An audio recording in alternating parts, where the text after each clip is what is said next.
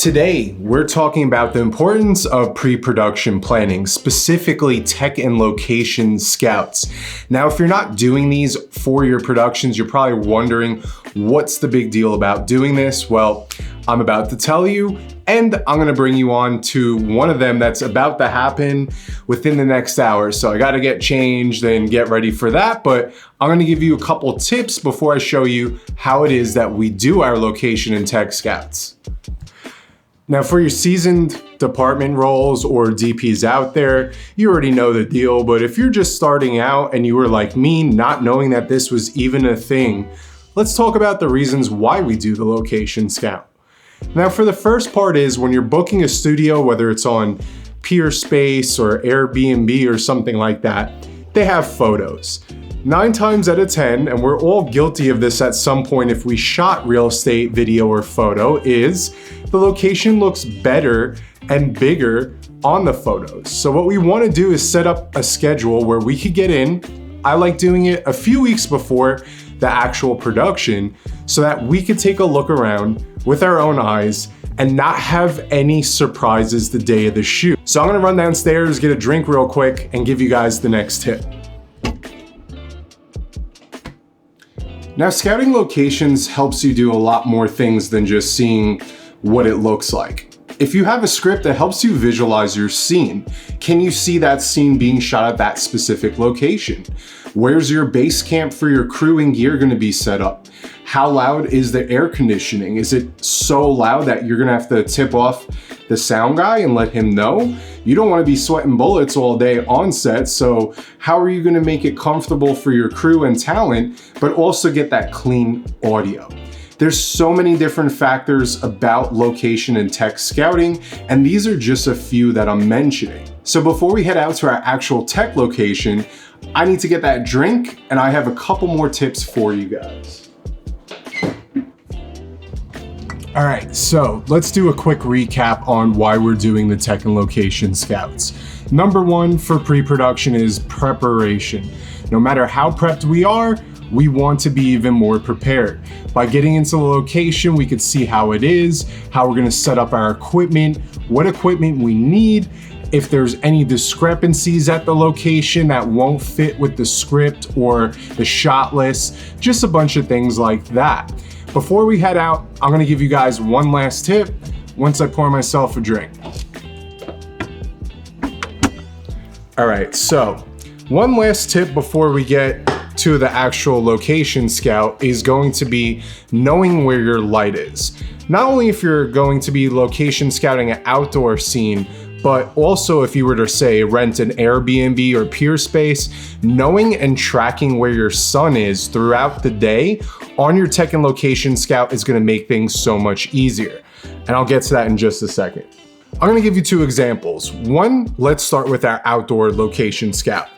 We use apps like PhotoPills or Sunseeker. They're only a couple bucks, and when you hold it up to the sky, you can see the path that the sun's traveling from. One thing we want to do is, say for a certain scene that I'm filming, I want to backlight my subject and make sure that I'm going to be bringing a B-board or a bounce with me.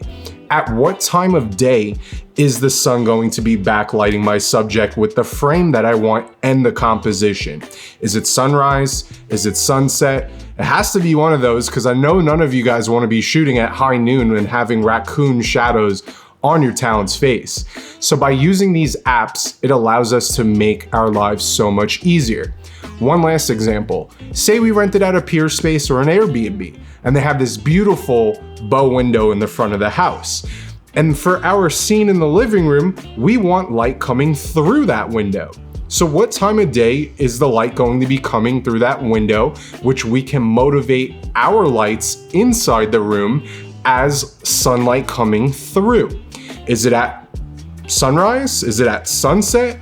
By using these apps, we make our lives easier by being able to plan our shot list, the time of day that we're going to be filming certain scenes. Is there a bedroom and a kitchen scene and we want it to be nighttime for the bedroom without having to black out everything with Duvetine?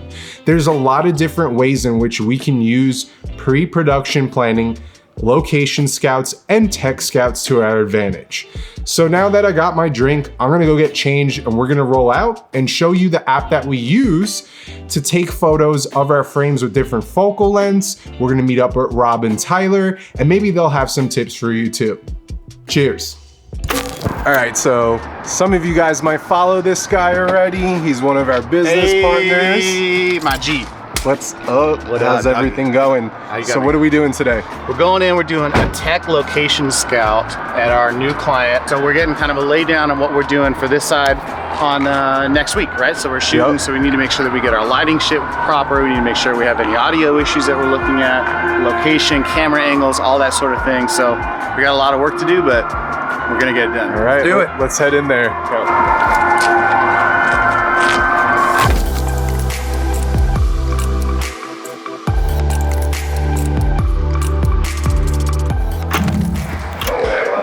Okay, so there you go. That's the whiteboard.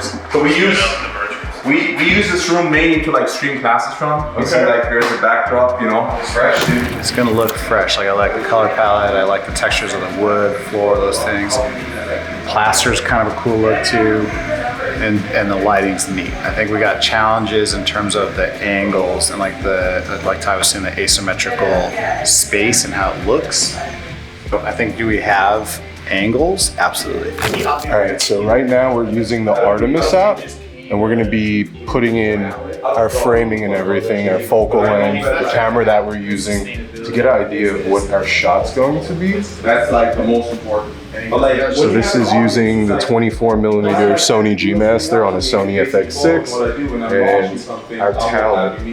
And he has like Jay, do you mind standing like dead center for me? Like maybe just straddling the turf, and then come closer, keep coming. Probably like right here. And that's 24, right? Yep. That's clean. And then from the side, we want to go tighter, right? So that's like 35 mil.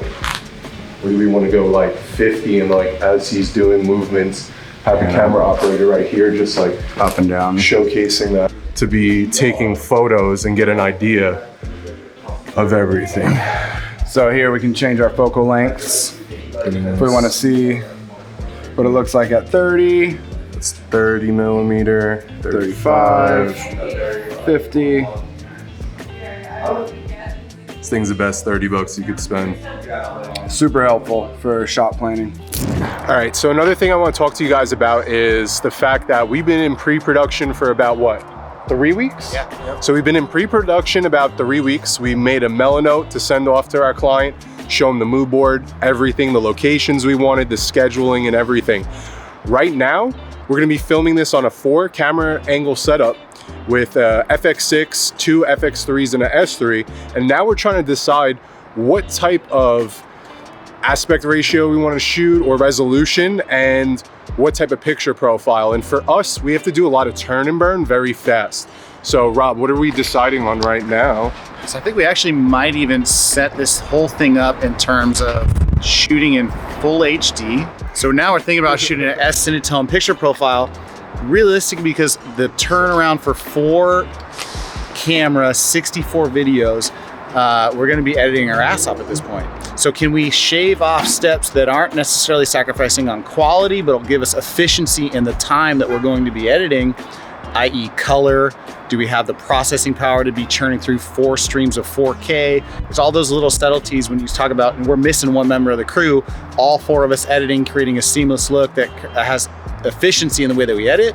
These are the types of decisions and the conversations that we're having right now, really in an effort to just speed everything up. If we had all the time in the world, like we want the most dense picture profile that we possibly can get, high resolution, we'll take our time with the edit. But sometimes you gotta get into a place where you're churning and burning. These are the choices that you have to make, right? Yeah, pick and choose your battles, because from an efficiency standpoint and even from a mental standpoint on stress, like us, if we were to divide this up, it'd be 16 videos each. Right. And that in itself, like we all cut super fast and everything, but still that's a lot of work, and we have about 25 days if we wrap up correctly, 25 to 27 days in post. So we're just trying to see what can we do to make our lives easier, but also keep the continuity and quality of the videos that we're delivering to our client because they paid a nice budget. Right. Giving them the best experience and content possible. So these are all things you guys need to take into consideration when you're doing these bigger budgets and location scouting or just pre-production planning. And it's also, this isn't the only thing we've got going on. No. Like you would think We all that got this is the only retainers thing. and- Yeah, we all have other client work Yep. that we need to make sure is going on. So all those things into consideration, making sure you don't shoot yourself in the foot and doing the work that needs to be done, you know, stretching, elevating, doing all that type of stuff, but at the same time, maintaining what the status quo is with all the other clients. It's a lot, but it's fun. It's a great problem to solve, and it's through Yeah. conversation, communication that those things happen.